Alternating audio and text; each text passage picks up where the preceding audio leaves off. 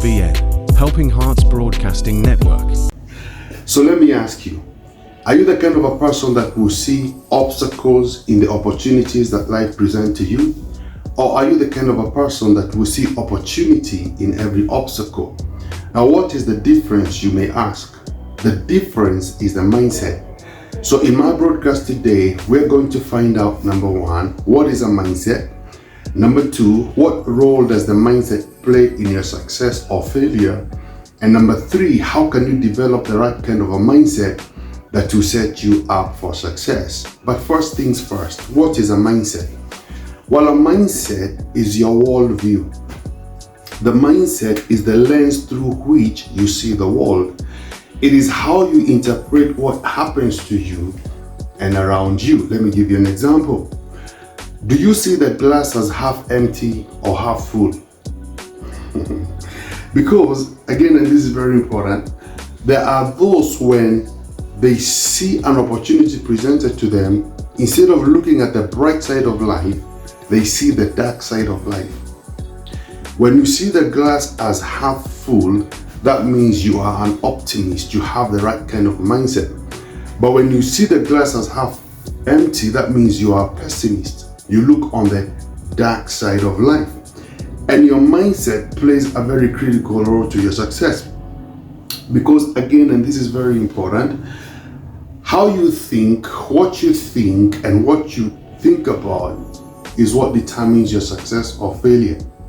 How you think, the way you think, and what you think about is what determines your success or failure.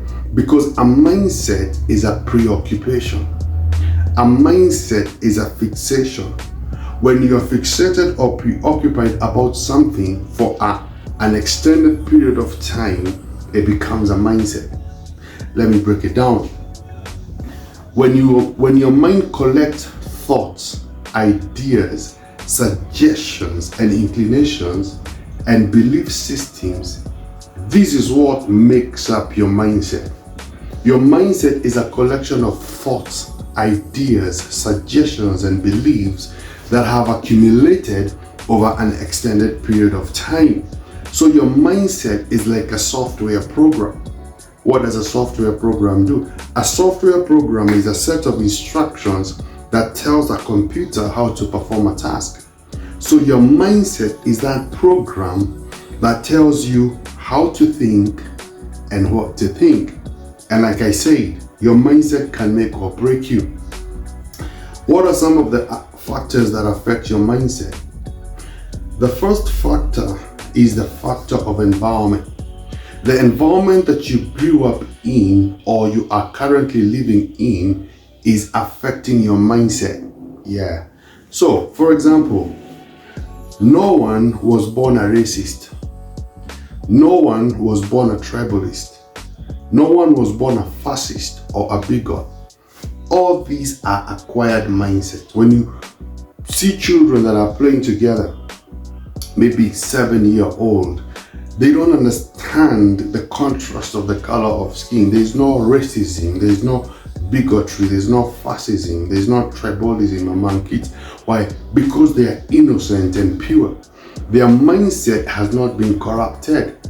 But if that child grows up in an environment whereby there's racism, there's hatred, there's fascism and bigotry, then that child adopts that mindset. So the environment that you grow up in determines the kind of mindset that you have.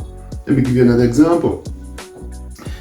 If you are raised in a family, for example, that depended primarily on handouts, a family that depending on well-wishers giving them food and nourishment and all that, you are more than likely to grow up with a mentality that says the world owes me. It is an entitlement mentality. And when you are raised in that environment, you can grow up with a chip on your shoulder because you grow up thinking that the world owes you. Because begging is a mentality. It is a mindset. It is an attitude. So your environment can make or break you. And a lot of our mindsets today have been programmed from birth. the family you grew up in, their worldview became your worldview. Their perception became your perception. Their perspective, their philosophy became your philosophy. So you are who you are today. Your worldview today is a byproduct of the family you grew up in.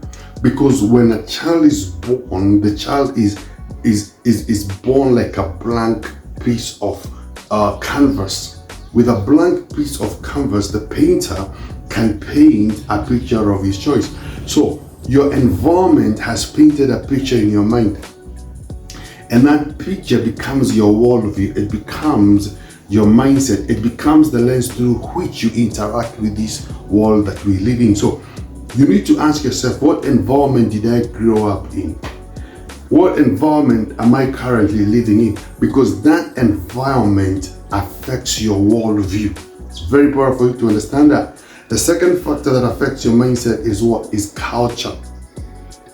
And I want to approach this from a positive perspective, because there are some cultures today that are very entrepreneurial. Yeah.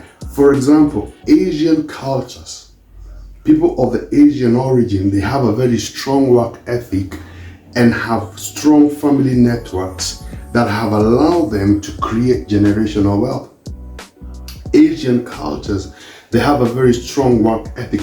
They are able to inculcate that entrepreneurial mindset in their children from a very early age. Why? Because that is the mindset, that is the culture of this group of people.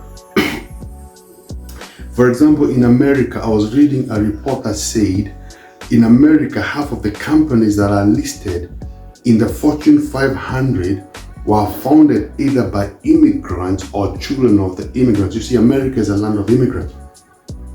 So a company like Walmart, which is one of the biggest retail chain in America, was owned and controlled by the Walton family, and it has passed down through generations since it was founded by Sam Walton. This is the culture that has developed a mindset of business, a culture that has developed a mindset of entrepreneurship. So your culture can make or break you, because it determines your mindset, it determines your worldview, it determines your approach in life. What other factor affects your mindset? Your faith. Absolutely. Listen, people who are very liberal in their worldview are very tolerant, but people who are conservative in their worldview are very traditionalist. So, for example, Christianity is a conservative religion. It is a conservative faith. So we are traditionalists by nature or by design. What does that mean? That means that our worldview about marriage is what has been since biblical times. The Bible talks about marriage being between a one man and one woman. And that is our worldview. That is our culture. That is our perception about marriage. But someone who has a liberal worldview will tolerate other forms of marriages like bisexuality and all other forms of sexual expression, because they are liberal, they are tolerant. So your culture, or your faith rather, determines your worldview. Your faith, whether you're a Christian or a Muslim or a Buddhist or you practice Judaism, your faith most certainly does determine your worldview. The other factor that determines our worldview is what? Is the life experiences, whether good or bad. If you have experienced trauma in your upbringing, that trauma determines your worldview. If you've gone through trauma, the post-traumatic stress syndrome, the PTSD, because of that trauma determines your worldview. You need to listen to me. For example, people who survived the Holocaust, the Jews that survived the Holocaust, their worldview is very different from every other person, because their worldview is this: everyone is out to get me. Everyone is out to get my people. So their worldview is very different from the average person's worldview, because trauma can affect your worldview. What and who you give attention to also affects your worldview. And that is why you should be careful about what you watch and who you listen to, who you give your attention to. Why? Because the news media outlets are affecting your worldview. I say it and I repeat myself, your worldview, your mindset is like a software program. It is a set of instructions that tells you what to think, how to think, and what to think about. So, what is the key to developing the right mindset? It is very simple, because Romans 12 verse 2 tells us this. It says, and I'm reading from the New Living Translation, it says, don't copy the behavior and the customs of this world, but let God transform you, watch this, into a new person. How? By changing the way you think. So scripture clearly tells us that the key to change, or rather, your life will only change to the extent that your mind changes. Because again, your mind is that software program which gives you the set of rules by which you interact and engage with this world. So when you renew your mind, you change the way you think. When you change the way you think, you change your life. So the key to having the right mindset is mind renewal. That means at a certain point in life, you have to challenge what you have believed for so long. You need to get to the point whereby you start to challenge what you have believed. Because if you believe a lie, you will live wrong. If you believe right, you will live right. The results we get in life are by an extension of our worldview, of our mindset. So your success or failure is determined by your worldview, your perception. So you renew your mind, be changed into a new person by changing the way you think. If you don't like the results you're getting in life, change your software, renew your mind. Are we together? Now, what is the mindset of a successful person? People who are successful, write this down, are people who are fixated or preoccupied with problem solving. People who are successful are people who are preoccupied with problem solving and not fault finding. Oh, listen to me. You see, fault finders are complainers. Fault finders are complainers. And successful people are concerned with what? Problem solving and not fault finding. So when your mind is preoccupied with a problem, all you will see is obstacles. But when your mind is preoccupied with solutions, all you will see is opportunities. So for most people, the challenge or the obstacle or the hindrance to them being successful in every aspect of their lives is their mindset. Your worldview has to change. Are you a fault finder?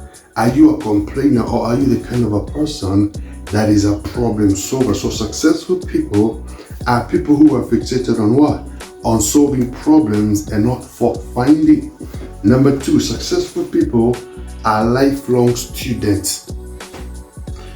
If you are continually learning and as you continually learn, your worldview changes, and as your worldview changes, you open yourself up to more opportunities. That's how it works. You are continually learning, and as you learn, your worldview changes, and as your worldview changes, you open yourself to more opportunities. That is that John 1:2. The Bible says, beloved, I pray above all things that you may prosper and be in health. Watch this, as your soul prospers. What is the prosperity of the soul? A prosperous soul is a mind that is constantly learning. Let me give you a very classic example. Warren Buffett, one of the richest men in America and in the world, literally, with a net worth of $100 billion. I researched on him, and Warren Buffett spends 80% of his day reading. Listen to this. Google says, this is Google. Google says Warren Buffett is known for his voracious reading habit, whereby he spends about 5 to 6 hours a day reading. Now, this guy has a net worth of $100 billion. I listened to one of the YouTube shorts he had put up, and he says that he owns about 400 million shares at Coca-Cola. And that 400 million shares generates him almost $1 billion a year, almost $1 billion in revenue in dividends every year. So he says a great deal of his wealth, a big chunk of his wealth has been generated by the 400 million shares he owns at Coca-Cola. You see, when you are expanding your knowledge base, you are able to know what to invest, what to do. If you are not growing in knowledge, then your knowledge base is narrowed, then you don't have many options, you don't have room to navigate, you don't know what to do. But the more knowledgeable you are, the more your knowledge base is broadened, you are able to make wise choices and decisions. So he bought 400 million shares at Coca-Cola that generates him almost $1 billion every year in revenue. Another example is of Oprah Winfrey, one of the first African American billionaire women. She's an avid reader. And she has said again that reading has helped her grow as a person and as an entrepreneur. Google says Oprah reads so much that her reading has given her insight. Her reading has given her inspiration. So, successful people, watch this, they do what? They are lifelong students. If you want to change your worldview, if you want to change your mindset, you need to open yourself up to knowledge. You need to read and study beyond your comfort zone. That is the only way you can broaden your worldview. You have to challenge what you believe. If what you believe is not yielding you the results that you need, then that is a good reason to challenge your belief system, to challenge your worldview, so that you can become fixated and preoccupied with problem solving as opposed to fault finding. I really hope this word has been an inspiration to you. Remember, from Helping Hearts, we love you, we are praying for you, and until next time, God bless you. Teaching, training, coaching,